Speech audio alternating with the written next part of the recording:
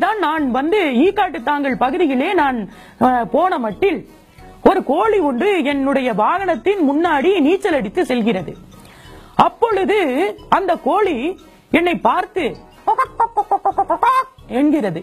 அப்படி என்றால் எனது குழந்தையை நான் வயிற்றிலே சுமக்கிறேன், அதாவது வயிற்றில பேபி இருக்குன்னு சொல்லுது.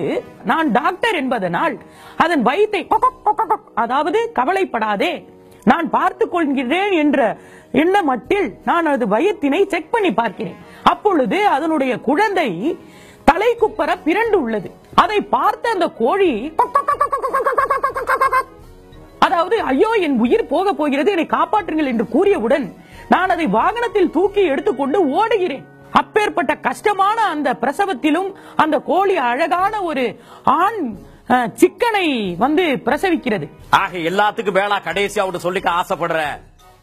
ஆக கட கட கட கட கட கட கடன்னு பறந்து ஆஹா ஆக டாடி முன்னேற்ற கழகத்தின் அடுத்த தலைவராக நான் கலையில் தூக்கி போட்டாலும் சொன்னீங்களே செஞ்சீங்களா? எப்ப செய்வீங்க? 10 வருஷமா சொல்லிட்டு இருக்கீங்களே, எப்பதான் செய்வீங்க?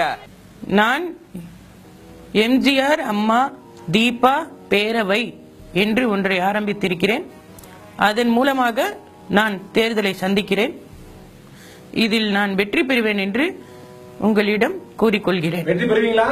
அதை மக்கள் தான் முடிவு செய்ய வேண்டும்.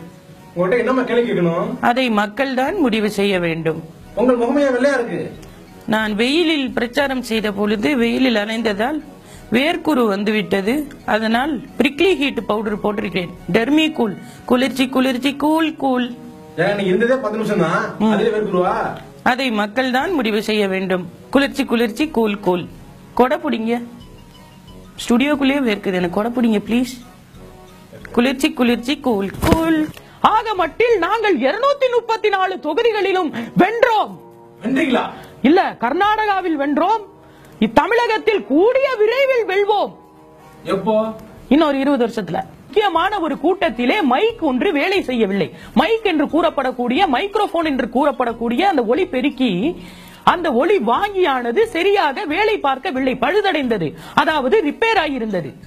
அப்பொழுது நான் அந்த மைக்கை எடுத்து பார்க்கிறேன். நான் ஒரு டாக்டர் என்பதனால் அந்த மைக்கிற்கு கழுத்து சுளுக்கு நோய் இருப்பது என்னால் கண்டுபிடிக்கப்பட்டது. அப்பொழுது சிறிதளவு எண்ணெயை எடுத்து அதை லேசாக தடவி விட்டு அந்த மைக்கிற்கு சுளுக்கெடுத்த பிறகுதான் அந்த மைக் வேலை செய்ய ஆரம்பித்தது. அப்பொழுது கோடி அவர்கள் என்னை பாராட்டினார்.